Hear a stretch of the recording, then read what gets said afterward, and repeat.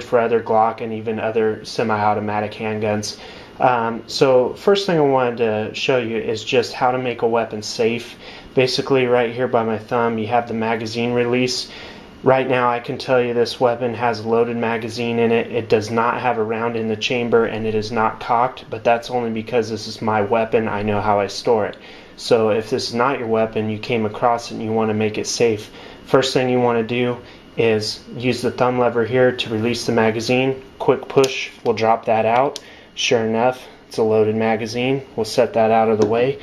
Now still, you wouldn't know for sure unless you were experienced. By looking at this trigger, you can tell that the weapon's decocked.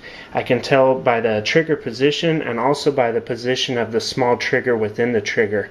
Now a lot of people will tell you, oh, Glocks have safeties, they have 3 different safeties. Well, they're absolutely 100% correct.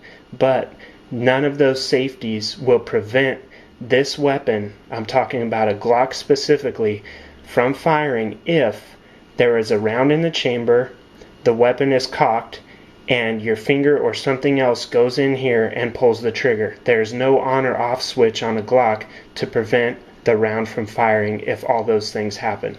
Okay, so yeah, there's safeties, you know, like a drop safety, things like that, but you need to be aware there's no off switch protecting you from pulling on this trigger when there's a round in the chamber, the weapon is cocked. It will fire the round, so be aware of that.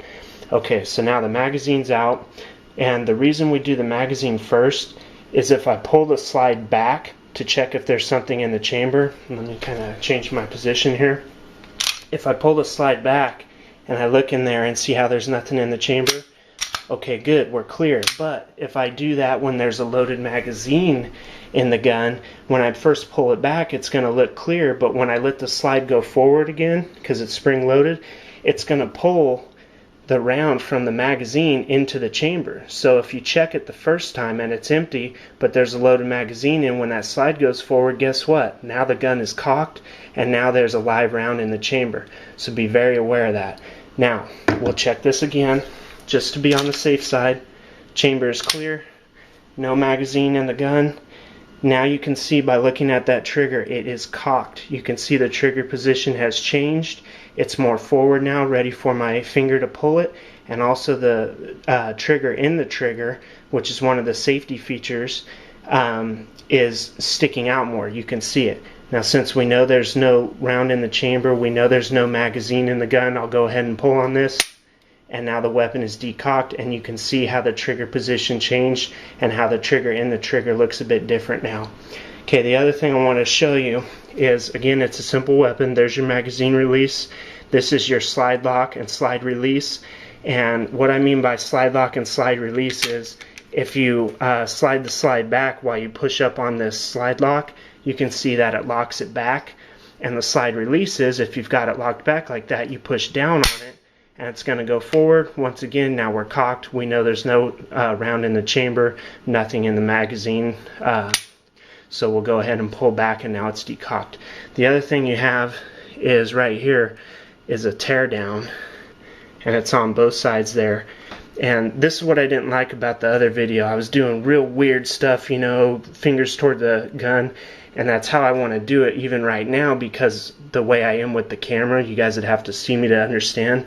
But the proper way to do it is slide your hand up the rear of the gun until your thumb hits this stop right here, and then bring your fingers around against the sights here on the rear. And what you want to do is just ever so slightly pull back. You can hear that and you can see it. You don't want to go back so far that you cock it, but just a little bit. And what this enables you to do is, since you can do that one-handed, now you can take your other hand without getting, you know, in front of the barrel, even though we know it's safe.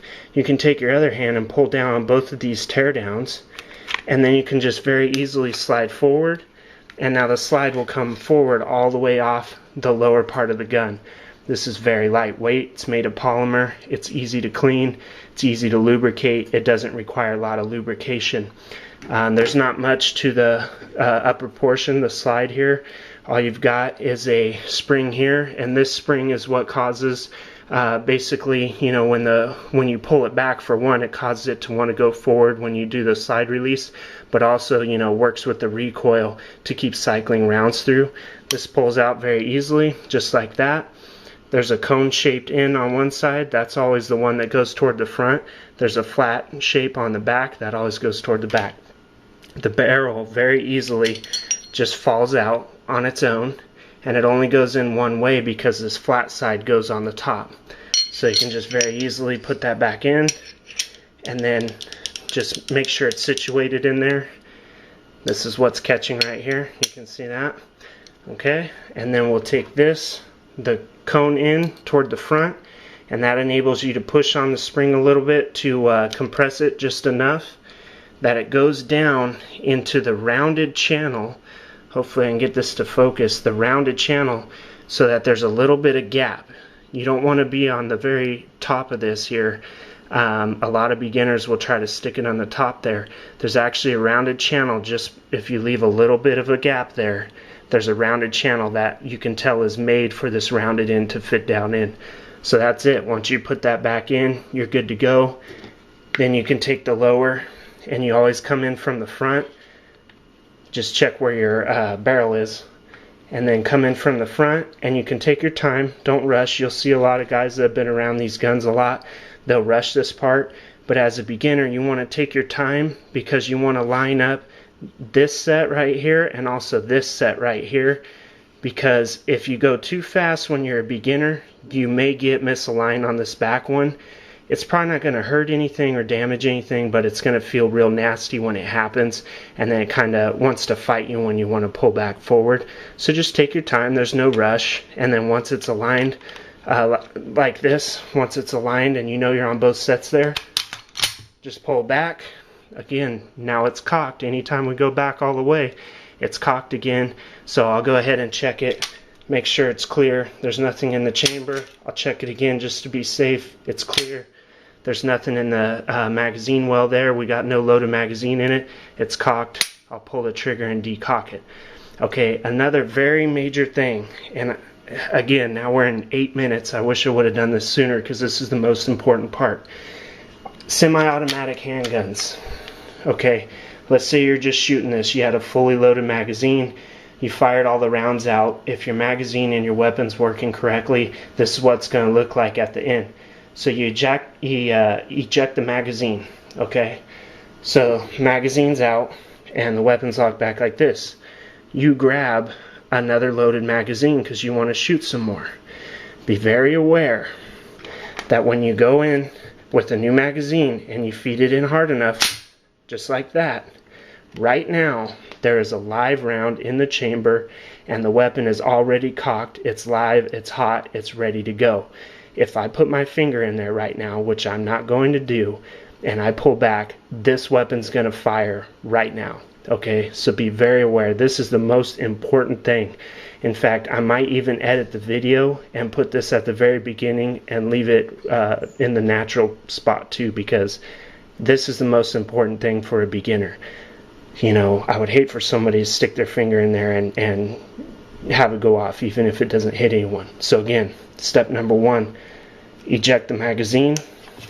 Thumb lever right here, eject the loaded magazine, and go nowhere near that trigger.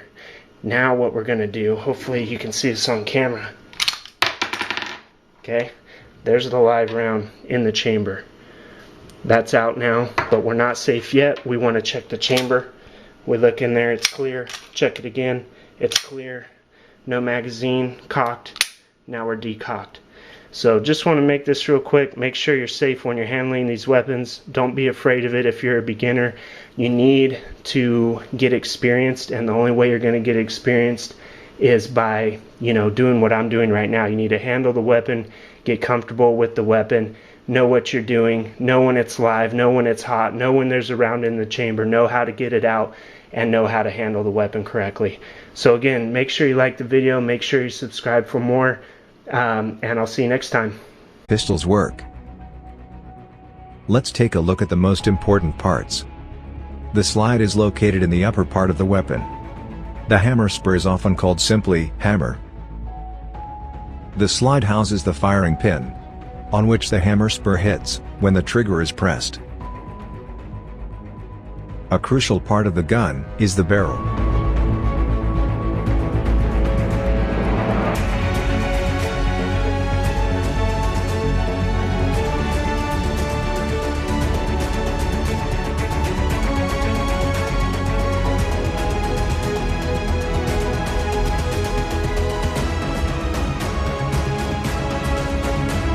Pulling the trigger will fire the gun through the movement of the sear. For this, the hammer strut plays an important role.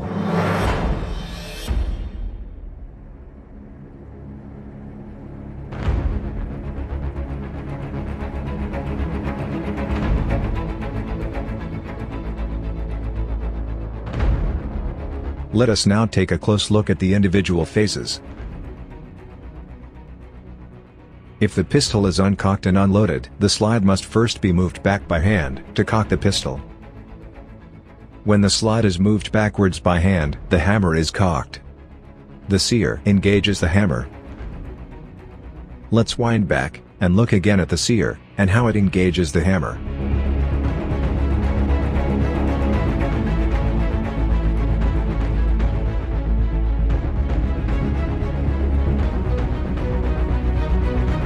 When the slide is pushed backwards, it pushes the barrel backwards too. This will allow the cartridge to slide easily into the barrel. The recoil spring is under tension. The hammer is under tension through the hammer strut.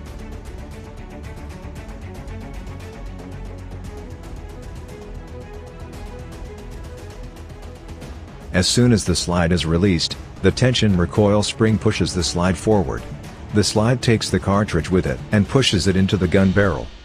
The hammer remains cocked thanks to the sear.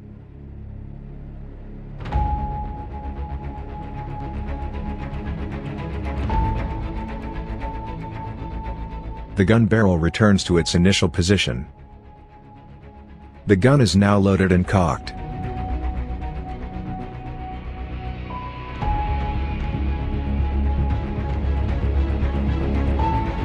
The grip safety prevents the gun from firing.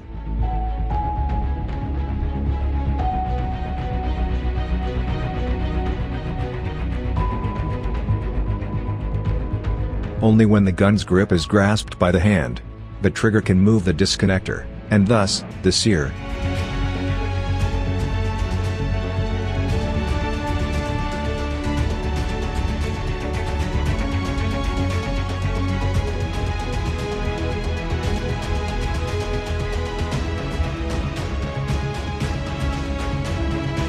Let's see it again from the side view, with the firing pin.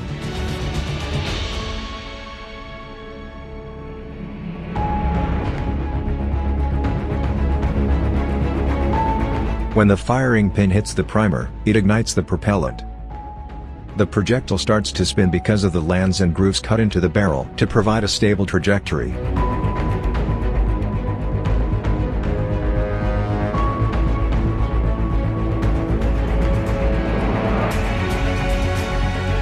Once again from a different camera perspective. After the propellant has been ignited, the projectile moves forward and the slide is pushed back by the pressure. Consequently, the case is ejected and a new cartridge is fed into the barrel. The hammer is automatically cocked.